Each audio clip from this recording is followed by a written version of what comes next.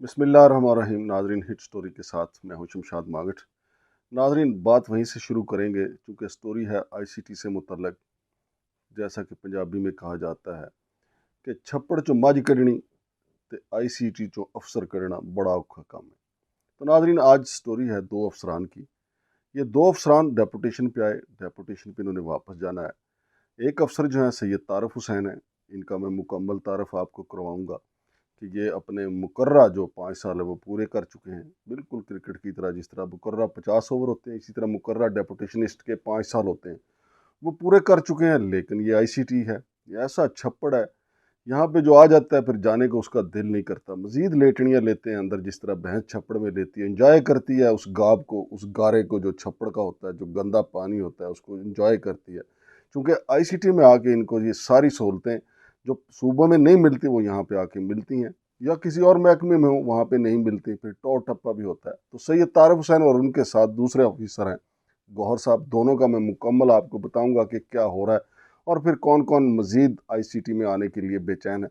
तो पहले तो सैयद तारफ़ हुसैन साहब का मैं आपको बताता हूँ। सैयद तारफ़ हुसैन साहब जो हैं वो डिप्टी डायरेक्टर एडमिन हैं। ये 2018 में डेपुटेशन पे आए थे और फिर 3 साल जब इनके मुकम्मल हुए तो 2 साल में 2021 में इनको 2 साल की मज़ीद जो है वो तोसी मिल गई।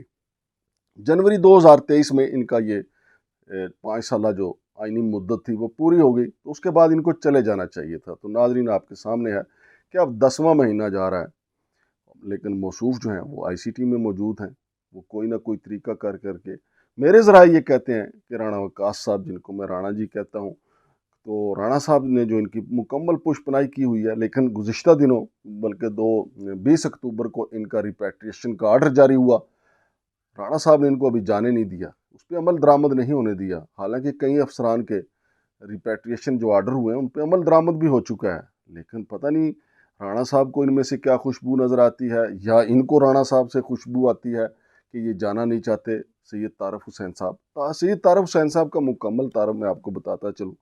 एक तो इन्होंने की अहलिया के नाम पे एक कंपनी है जनरल ऑर्डर सप्लाई की, आप हमारी स्क्रीन पे भी देख रहे होंगे कि इस कंपनी को आईसीटी में मिसाल के तौर पे स्टेशनरी के और दूसरे कोई मुरम्मत के ठेका जात जो हैं वो थोड़े बहुत जो काम इनको मिलता रहा और उसकी अदायगियाँ भी होती रही हैं सैयद तारफ़ हुसैन। ज़ाहिर है तारफ़ तो जनाब सैयद तारफ़ हुसैन का है ना, तो काम चूँकि ये सरकारी मुलाजिम तो अपने नाम के पर नहीं बना सकता कोई कंपनी, लिहाजा इन्होंने अपनी अहलिया के नाम पे बनाई। तो अहलिया के नाम पे बनाई तो एक तरफ से सरकारी तनख्वाह डेपुटेशन पे आके और दूसरी तरफ से कंपनी बना के उसी को काम भी दिया गया। तो नाज़रीन, चूँकि हमारे यहाँ करप्शन का एक ऐसा कल्चर डेवलप हो गया है कि कोई दूसरे रोकने की बजाय बल्कि उसको प्रमोट किया जाता है, उसको सपोर्ट किया जाता है। चाहिए तो ये था कि आईसीटी में बैठे हुए जो बाकी लोग हैं, ये कोई आज की बात नहीं, 2018 से भाईजान इधर आए हैं सैयद तारफ़ हुसैन साहब, इनका किसी से तारफ़ करवाया जाता कि सैयद तारफ़ साहब जो हैं ये जनाब इन्होंने ये काम किया है। और 2023 में जब इनकी मुद्दत मुलाजमत यहाँ पे बतौर डेपुटेशनिस्ट पूरी हो गई थी तो इनको वापस जाना चाहिए था। लेकिन सब ने पर्दा डाले रखा। पर्दा जिन्होंने डाले रखा उनके भी नाम सामने आने चाहिए। एक तो ज़ाहिर है मैं आपके सामने बता रहा हूँ कि जनाब राणा वकास साहब जो हैं वो इनकी मुकम्मल पुष्पनाई करते हैं। फिर दूसरा इनकी अहलिया के नाम पे जो इन्होंने की कंपनी बनाई, तो बाकी आईसीटी जो अफसरान जो हैं वो भांग पी के सो रहे थे। उनको नहीं पता था कि जनाब ये सैयद तारफ़ साहब जो हैं वो डिप्टी डायरेक्टर एडमिन होने के साथ साथ जनरल ऑर्डर सप्लाई का काम भी कर रहे हैं। फिर आगे चलिए, चीफ कमिश्नर ऑफिस की एक गाड़ी जो है वो छूमंतर हो गई, उसकी इन्होंने तहकीकात नहीं होनी थी। भाई चलें, यही साबित कर दिया जाता कि वो गाड़ी छूमंतर नहीं हुई, कहीं नहीं गई, कहीं किसी ने नहीं उसको गायब किया, लेकिन उसकी इंक्वायरी तो होनी चाहिए थी। इल्ज़ामात लगे लेकिन इंक्वायरी नहीं हुई। फिर इसके साथ साथ इन पे जो सिक्योरिटी एजेंसियों के लाइसेंस होते हैं उसके इल्ज़ामात लगे कि इन्होंने जो लवाजमात होते हैं, जो कवायद ज़वाबत होते हैं उनको नहीं देखा और सिक्योरिटी कंपनियों को लाइसेंस जारी कर दिए गए। इसकी भी तहकीकात होनी चाहिए थी। लेकिन तारफ़ हुसैन साहब जो हैं वो अपने असर रसूख की वजह से वहाँ भी बच गए। फिर जो इस्लामाबाद की जो फूड अथॉरिटी है उसके हवाले से इन पे इल्ज़ाम था कि उसके अख्तियारात में ना सिर्फ इन्होंने मुदाखलत बल्कि अख्तियारात से तजावज़, फिर इधर उधर के मामलात पता नहीं क्या से क्या था, लेकिन तहकीकात नहीं होने दी गई। ये है बाअसर पावा, इसको कहते हैं लाहौर दा पावा, लेकिन इसको कहते हैं इस्लामाबाद आईसीटी दा पावा। तो सैयद तारफ़ हुसैन साहब का जो मैंने आपको तारफ़ करवाया कि देखें इतने इल्ज़ामात, इसके बावजूद उनकी इंक्वायरी नहीं हुई। जनवरी 2023 में इनका मुद्दत जो है डेपुटेशन की पूरी हो गई, लेकिन उन्होंने कहा कि मैं वापस नहीं जाऊंगा। याद करवा दूं आपको पंजाबी की मिसाल कि छप्पड़ चो मज कढ़नी बड़ी औखी है। 8 महीने तो हो गए ने। तो अब नाजरीन इनको अफसरान जो हैं वो मिल मिला के इनको जफ्फा डाले हुए हैं कि नहीं, हम आपको नहीं जाने देंगे। बड़े रिक्कत अमेज़ मनाजर हैं जनाब अली, रिक्कत अमेज़ मनाजर, यानी कि इनको हम यहीं पे रखेंगे। भाई क्या रुखसती हो रही है यहाँ से भी। इन्होंने बाकी अगर डेपुटेशनिस्ट चले गए हैं तो ये भी चले जाएंगे, सैयद तारफ़ हुसैन साहब। और अब नाजरीन आप आए जो दूसरे जिनका मैंने नाम लिया है, तो नाजरीन अब दूसरे अफसर की कहानी बयान करते हैं। वो दूसरे अफसर हैं PSO गौहर खटक साहब हैं। वो भी डेपुटेशन पे थे, लेकिन जब वो PHA से यहाँ पे डेपुटेशन पे आए तो वो ग्रेड 18 में आए और यहाँ पे वो ग्रेड 18 की मराहत लेते रहे। आज मैं इस्लामाबाद ICT गया तो वहाँ पे जनाब अली एक थरथल्ली मची हुई थी।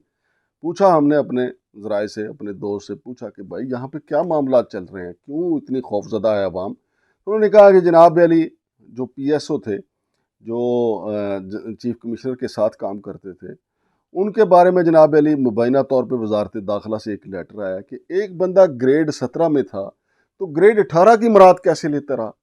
तो सर जोड़ के बैठी हुई थी ज़िली इंतज़ामिया। अब इस पंगे से कैसे बचें, क्योंकि इसमें भी सारे का सारा ये छत्ता मुलव्वस था। तो अब इसके लिए उन्होंने क्या हल निकाला कि जी ग्रेड 17 में जो इनका पेरेंट डिपार्टमेंट है वहाँ भेजें, वो जाने और ये जाने। लेकिन सवाल ये पैदा होता है कि क्या ये कौमी दौलत नहीं है? क्या कौमी दौलत को संभालने की ज़िम्मेदारी आसिफ अली जरदारी, नवाज शरीफ, शहबाज शरीफ, इमरान खान, फराह गोगी, उस्मान बुज़दार और जितने भी जिन लोगों सियासतदानों के हम नाम लेते हैं, क्या सारे के सारे इल्ज़ामात सियासतदानों पे हैं कि उन्होंने जनाब अली कौमी दौलत को बचाना है? ICT के हवाले से मैं प्रोग्राम करता रहता हूँ और मेरा पसंदीदा ये सब्जेक्ट भी है। और फिर यहाँ पे जो हेरा फेरियाँ होती हैं, एक दूसरे को जिस तरह प्रोटेक्शन दी जाती है।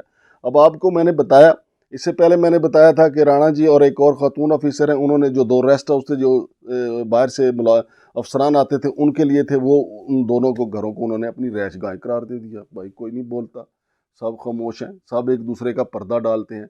अब यहाँ पे ये देखें कि गौहर साहब जो हैं, गौहर साहब से हमारी कोई ज़ाती कोई नात नहीं है, किसी से भी नहीं है। सैयद तारफ़ हुसैन साहब से भी हमारा कोई ज़ाती नात नहीं है। लेकिन सवाल ये पैदा होता है कि अवाम तो पिस गई बेचारी।